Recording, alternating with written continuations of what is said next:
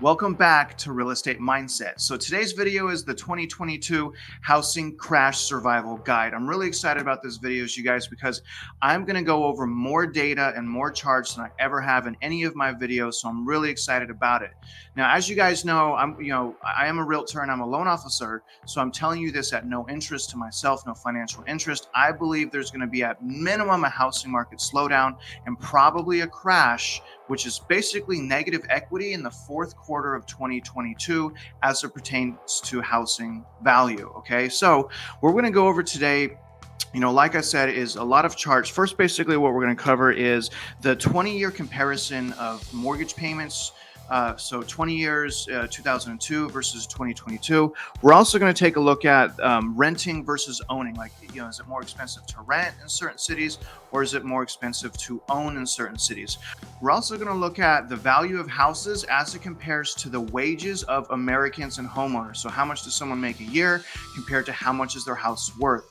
That's pretty wild. Also, what we're going to do is we're going to go over Freddie Mac's chart on where 30-year rate fixed rate mortgages are right now. And we're going to see what's going on with that, because remember, the Feds still have not raised the rates. And lastly, I'm going to share with you guys some information that I found on my MLS service, which is the multiple listing service here in Houston. And the reason I'm going to pull that up is I believe it's showing a trend. And what has happened is basically a home came back on the market and they had went through 3 other buyers and are back on the market. So I want to take a look at that and see, why did these buyers cancel? What's going on with these buyers? Why is the home back on the market? Because I believe it's a thing to come. Now, real quick, a shout out to Freddie Mac and also a shout out to Reventure Consulting, which is where I'm getting a lot of these charts from. And right now, guys, go over to his channel on YouTube, Reventure Consulting. It costs $5 a month to join, and the man has absolutely amazing data. I also share a lot, not all, but I share a lot of his opinions. But go over to Reventure Consulting. And while you're at it, you guys, like this video, subscribe to my channel if you haven't already. So really what this is going to be about is what cities to stay out of, right? So not all cities are in a huge bubble and a huge and there's not all cities are going to have a huge crash. There actually are still some cities around the United States that are affordable to live in and that are going to be a little bit safer to live versus some other cities that are clearly in a housing bubble. Okay, we're clearly in a housing bubble. Despite the housing bubble, there's still some really great investments out there. And as you guys know, investing in real estate is generally the largest investment of everyone's life. So the more data that we get, the more important it becomes, and the more accurate and better a decision you can make. Now, obviously, not everyone is the same decision. Some people have to move. Some people have to buy in certain metro areas, and it is what it is. I'm simply providing you guys the data, and I hope it helps. And also, stay tuned on the end for my overall opinion, and let's get started right now. So what we're going to do is I'm going to pull up this chart right now. Okay. Now, what this chart is basically showing, this is the 20-year comparison for mortgages. Okay. I absolutely love this map. Now, essentially what cities you're going to want to stay out of is everything in red. Everything in blue, like these southern states, deep southern states, it's still very affordable to live here. Now, I'm from Southern California. I lost $300,000 or more in equity in 2008 and 2009. So let's start with the West Coast first. Now, this is doom and gloom. All West Coast is in a huge, in my opinion, a huge market housing bubble that is fixing to collapse at any minute. Now, just take a look at this. Riverside. This is where I was raised in junior high, Riverside, IE area. Now, if you look in 2002, the average mortgage payments per year was was mid 12,000s. Fast forward 20 years, it's now $30,000 as far as mortgage payments. That's almost a 50% increase. Okay, that's Riverside, California. Now look here in Los Angeles, almost the same. 2002 annual mortgage payment 20,000. 2022 48,000. That is a massive jump, again, of 50%. So even though the rates are lower, so rates are lower than they were in 2002, but the payments are astronomically more. And the obvious reason for that is the prices are significantly more in those areas. Okay. Now let's look at San Diego. San Diego, you can see over 20 years, a 37% increase. Now let's take a look at Texas, where I'm at. Now, I've been saying Austin is an absolutely horrible place to live. If you can choose not to live in Austin, do not live in Austin. As you can see, in 2002, the yearly mortgage payments was only, this is crazy, $13,667. Very affordable to live in Austin in 2002, but we fast forward to 2022, you can see $30,605, which is a 41% increase. That is brutal. Now, I've been saying Austin is the worst place. San Antonio is bad. Dallas is bad. Dallas is at 25%. San Antonio at 17%. Now, I've been saying that Houston, if you're going to move to Texas, Houston, where I'm at, is one of the most stable metro areas in the entire state of Texas. So let's look at Houston. Look at this. Unbelievably affordable to still live here. This is shocking to me. Again, I'm from Southern California. So when I first got to Texas, blown away on how affordable housing prices are. But as you can see in Houston in 2002, mortgage payments per year, only $9,171. Fast forward now into 2022, $15,448. That's only a 6% increase, guys. So although, Houston has the potential to get out of control and to formulate an even bigger and bigger bubble, it has not yet. It's been moderate growth. So it's been affordable to live here. It's maintaining its affordability. Now, if you look, this is the scary part. Look at Florida. Almost all coast cities in Florida are in a little bit of, they're in the red, right? So we look at Tampa, 32% increase. Let's look at here, 46.7, Naples, 18.7, Miami, 26.7, right? Port St. Lucie, 37.6%. And even in the Panhandle, Crestview, 22%, Pensacola, which I love Pensacola, absolutely love Pensacola. That's, where I do a lot of my fishing, my shark fishing. So in 2002, average mortgage prices, $9,700. Fast forward to 2022, $8,600. That means in 20 years, it has got more affordable to live in Columbus, Georgia. So if you can pick anywhere to live, you guys may want to look at the southern states here, and you may want to stay out of the metro areas like we've been saying. Now, again, look at this. Montgomery, Alabama, it was $8,200, went up to $9,300. That's negative 28.3 based on the inflation calculations. I mean, all of these states are pretty amazing. These areas, Mississippi, Arkansas, Louisiana, very, very moderate, right? It's not explosive growth like we see here. And what I'm also surprised is look at Utah, Salt Lake City, Utah, 35.7%. Right here, we got 37.9. Boise, right? Boise is in some trouble, you guys. Boise is one of the highest, just like Southern California, at 54.6% inflation adjustment increase. That is insane. I love Boise. So let's see, Oregon. Here's Bend, Oregon, 78.2%. That's probably one of the worst areas you can live right now because it's gone up astronomically, right? That is a huge increase. It's basically tripled as far as the payment, but when you count the inflation, 78.2%. So that is that, stay out of there. Look at Washington, look at Seattle, 44% in Seattle. So as you can see again in this map, even these northern, areas right here, very affordable still. Moderate growth, not really as big of a risk as far as a housing market collapse, right? Now let's take a look at value versus earnings. Now let's pull up that map. Now look at this.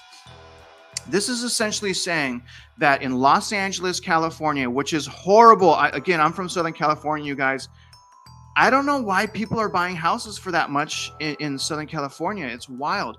But the average home, okay, this is as of December 2021, the average home in Los Angeles was $868,000, you guys.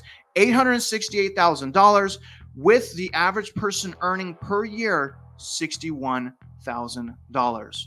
That's insane. So that means even after 10 years of wages, that's still not going to equal that home's value. That is so upside down. It is so expensive to live on the West Coast. Even Riverside's expensive. Now, let's go back to Salt Lake City, Utah. Look at Salt Lake City, Utah. The value to earnings ratio is 9.82. Okay. Average home, $553,000. Average earnings, 56. So that's about a 10-year, right? So after 10 years of wages, it would equal the house. So again, you guys, you see, look at Boise. Boise, $500,000 value of home, $46,000 in wages. That's bad. Let's go to Texas now, my area. Let's look at Austin first. I mean, Austin is, here's the fact with Austin. Austin is becoming the new Southern California, the new West Coast, the new major housing bubble. And now it's in Texas. So we're not used to seeing this in Texas. We're not used to, even in Florida here, you can see. And the reason we're seeing that is there's been a mass migration over the years. There's a lot more people living here in Texas that are escaping West Coast and East Coast. So we didn't even cover the East Coast. This is crazy. Look at Boston, $612,000 house, and their wages are a little bit more, $74,000. So still really, really crazy. Going back to Texas, as you can see, Austin, $56,000 wages, $554,000 value. Let's look at Houston. Look at Houston, you guys. This is why I love Houston. This is why I decided I could have moved anywhere. I left Southern California and I picked Houston for many reasons. One of the main reasons, affordability. I was tired of living in Southern California and being married to my house payment. It was a huge struggle just to survive.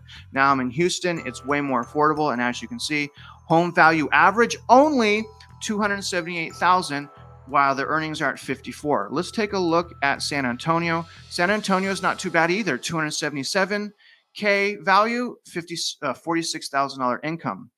Let's look at Dallas.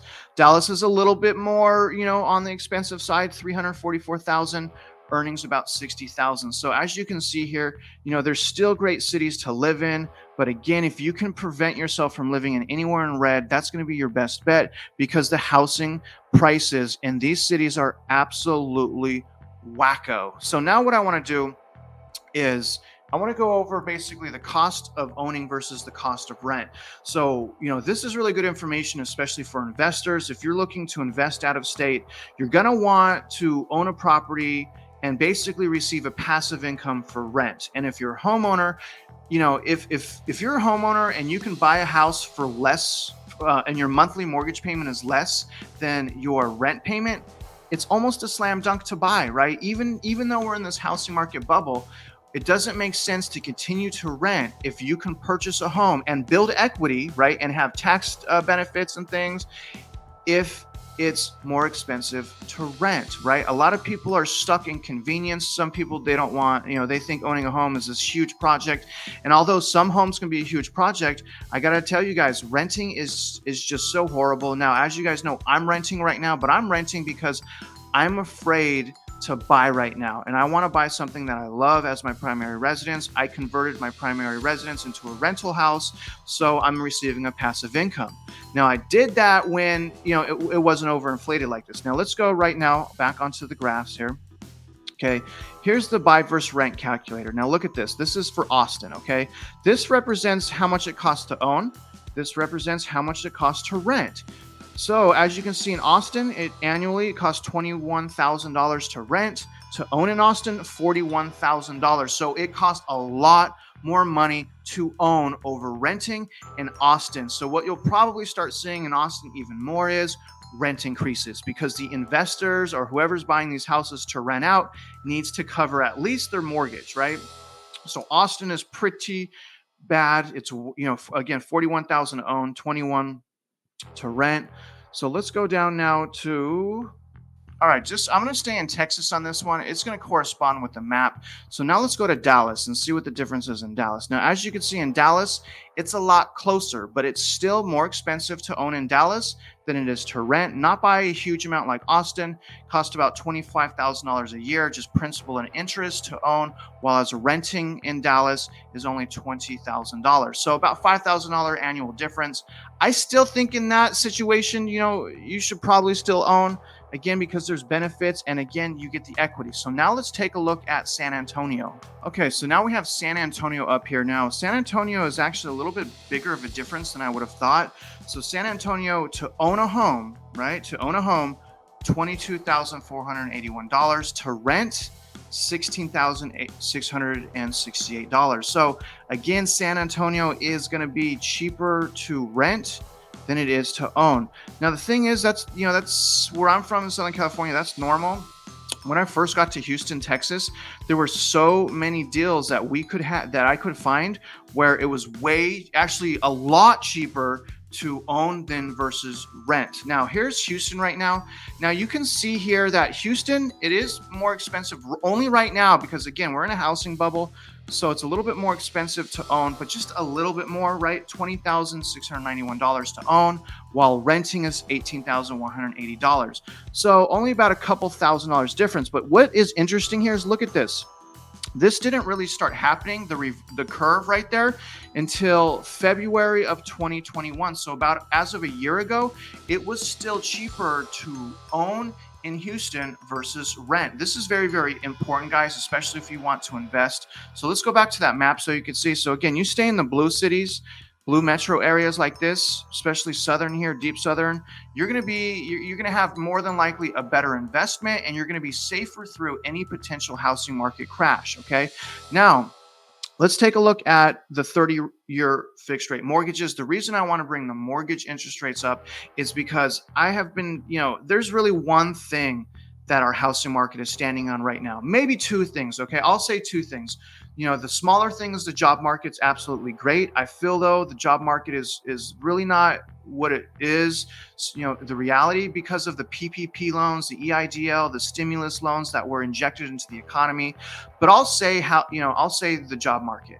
Now, taking out the job market, because if we go into a recession, the jobs are going to be gone and that leg is going to be knocked out from underneath us. But it is one primary pillar that is holding up our housing market, and that is inventory, right? So I can't really counter inventory. I've had people comment on my channel saying there's not going to be a crash or a cool down because there's no inventory. But here's the reality, you guys.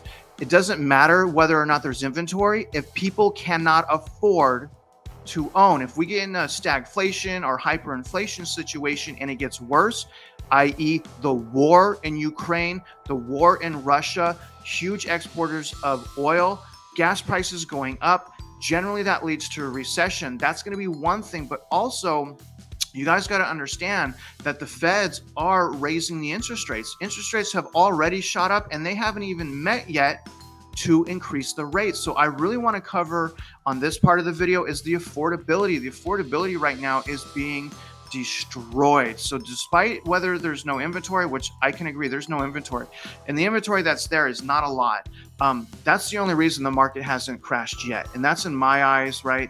And we do need more inventory, for that to happen. But again, you guys, we also have the problem of affordability. You have to take into account that buyers are losing loans right now that are under contract, whether it's a resale home or a new build home. Some of these buyers aren't going to make it to the finish line. So let's look at the mortgage rates right now, okay? Now, as you guys know, I put out a video because the rates went down, right? So as of March 3rd, the average, so this is a 30-year fixed rate mortgage average in the United States by Freddie Mac. Now, look at this. Down in the mid 2021, so mid time last year, the interest rate average was under 3%. That is crazy. Historically, the rates are still low, okay? I'm not saying the rates are high. I'm just saying they're higher. And I'm saying that the homes are too high despite what the interest rates are. Historically, we have amazingly low rates. But look at back last year, under 3%. This is wild. The lowest being around 2.78, 2.77 in August of 2021. Super low interest rates. Then they spiked all the way up here, February 17th to 3.92%. Remember this, the feds have not met. The feds have not met. Interest rates are skyrocketing, and so is affordability. And then I made a video saying, oh, look, as of March 3rd, the rates went down about 25 basis points or 0.25% to 3.76. Now, my concern was that's just taking into account that the Feds came out and said they're going to be a little bit more dovish and maybe raise the federal rate only 25 basis points. But the trend of interest rates, and they've said this, is going to continuously go up throughout the year. And that's evident because, look, they just went back up. As of March 10th, 3.85%. 30-year fixed rate average. Now, I want to tell you guys this, okay? That's just the average. I'm seeing people right now all day pay 4% or higher for a 30-year fixed rate. So this is just the average. There are plenty of people paying mid fours to high fours right now. So as time goes on, I believe this is going to change. Now, what I want you to see, here's my case in point. Like I've been saying, we need more inventory. That is a fact. We must have more inventory, right? I hate this toxic sellers market that we're in. I feel so bad for these buyers right now. But what I have been saying to some of these new home builders that have been commenting is, because the new home builders' point is they don't start, a lot of them don't start constructing homes until they're under contract. My counter to that is with a new home build, generally the earnest money to secure that house is only $500, and it could take 6 to 8 months to complete that new home build, right? So if rates go up in that 6 to 8 months and the payment goes up for the buyers, they may not qualify anymore for that home. So look at what I found on the MLS. And this again is in Houston. You guys, you know, I'm a realtor in Houston, a loan officer in the entire state of Texas. So, email me, at my email below if you guys have any questions, any, detailed questions. But look at this. So this is a home that came back on the market the 10th. So this is 2 days ago. They have lost 3 buyers. The first one, March 10th, financing fell through. 2/21, buyer got cold feet. January 6th, financing fell through. Look at that. That is real time behind the scenes information. Okay. So you cannot dispute what I'm saying. I just showed you an MLS listing that came on the back on the market 2 days ago that lost 3 buyers. I bet you the one got cold feet because they probably know that we're in a housing bubble and it's fixing to cool down or crash. Now, that's the data here, guys.